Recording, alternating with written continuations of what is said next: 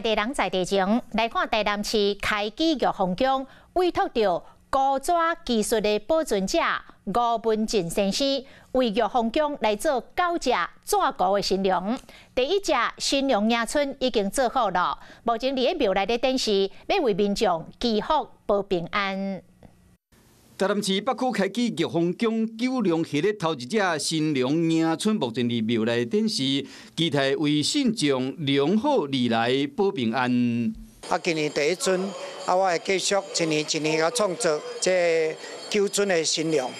古纸工艺师吴文进表示讲，今年接受玉凤宫的委托，将连续制作九龙系列新娘迎春头一只，长176公分，宽88公分，悬127公分。叫个新娘吼，你注意看伊的姿态吼，很有良心。所以要做这尊娘的时阵吼，我灵感真好，真正新娘有来下工吼。